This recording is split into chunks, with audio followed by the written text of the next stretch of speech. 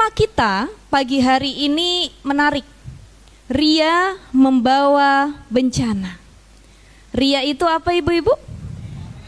Pamer kalau bahasa orang kitanya mah ya. Saya kemarin ngajar kitab fikih di dekat rumah saya ya.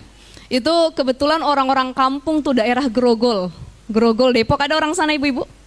Arah Rangkapan Jaya ya. Jadi seperti satu musola.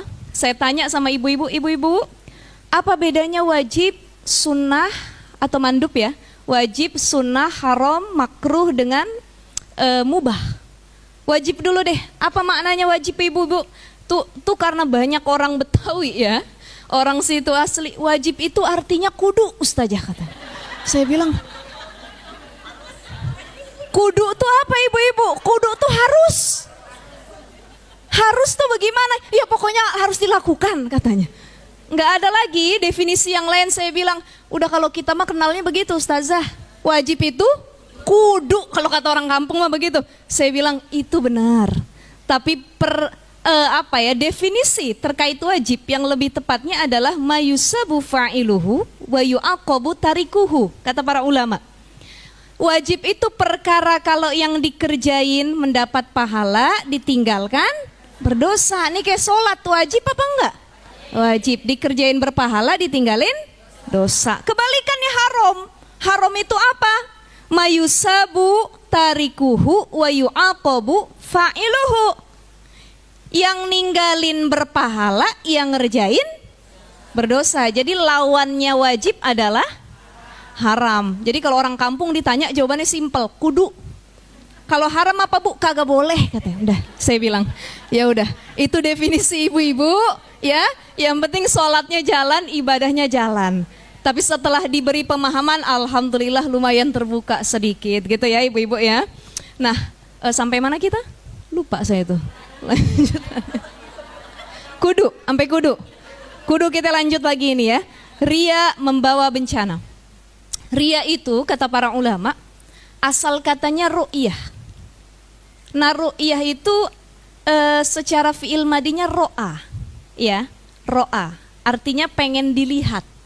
Jadi orang yang ria, bahasa gampangnya tadi pamer, ya. Lebih simpelnya dan lebih tertatanya lagi, orang ria itu adalah orang yang ketika beramal atau melakukan sesuatu pengen amalnya dilihat, dipandang sama orang lain, itu ria.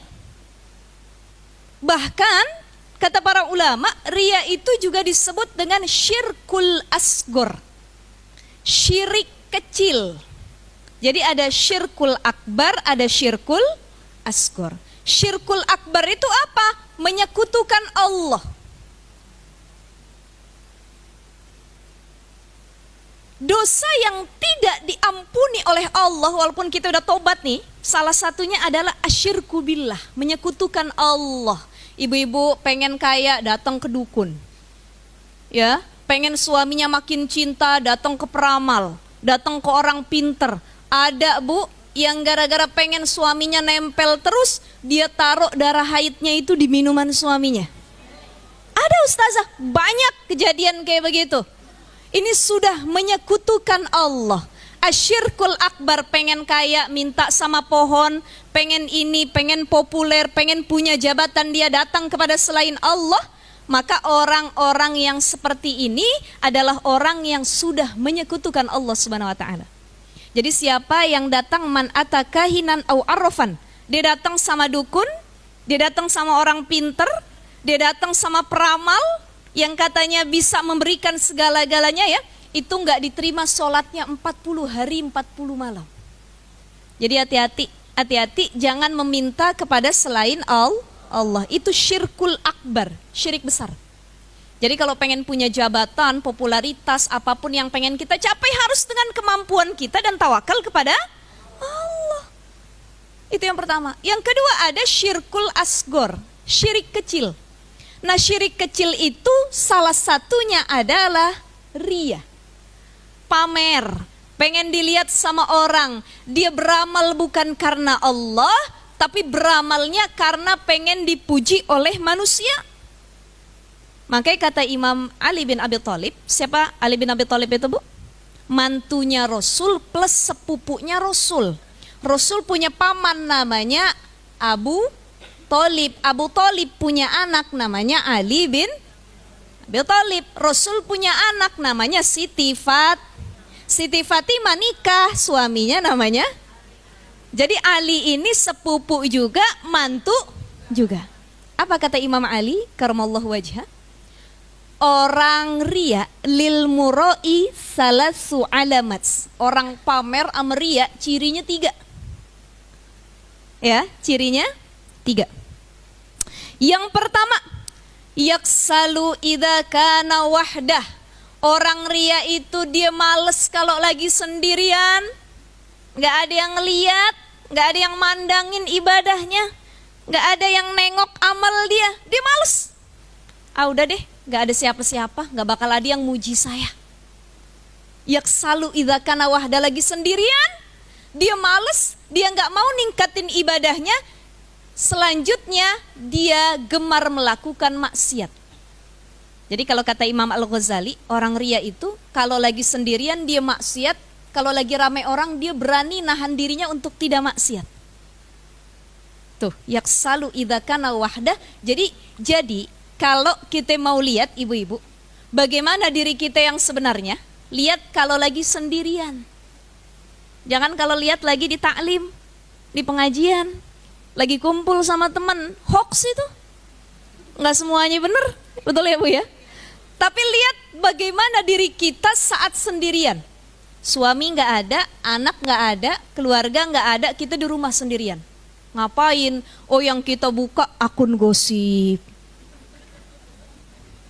WA-WAan sama temen, ngomongin orang. Yang kita buka hal-hal yang tidak baik. Nah itu bisa dinilai diri kita yang sebenarnya tatkala kita saat sendirian. Jadi kata Imam Ali yang pertama, orang ria males kalau lagi sendiri, kagak ada yang muji. Yang kedua, ciri orang ria, wayan syatu idza kana finnas. Kalau lagi rame orang, banyak orang di tengah keramaian, dia rajin. Bukan main Bu. Sholat duha yang biasa 2 rakaat, 20 rakaat dia lakukan. Lagi rame orang, ya. Sholat sendirian biasanya cuma 5 menit, 10 menit kelar. Tapi gara-gara ada mertua, setengah jam itu sholatnya baru kelar. Takbirnya dia panjangin, Allah. Sampai kedengeran kata mertuanya bilang, ya Allah, mantu gue emang soleha bener katanya. Takbirnya aja panjang luar biasa katanya. Ini hati-hati nih, kita jangan sampai ketika ramai orang, kita berusaha memperlihatkan amal terbaik, pengen dipuji. Yaksalu idza kana wahda wa yansyatu idza kana finnas. Ramai orang ditambahin sedekah, ada kawan di samping. Kita ngeluarin 50.000, malu cepet deh kita keluarin. Tapi kalau nggak ada orang, cepet itu minta kembalian sama panitia. Tolong kembaliin 99.500 ya. Kenapa? Iya nanti buat belanja lagi soalnya.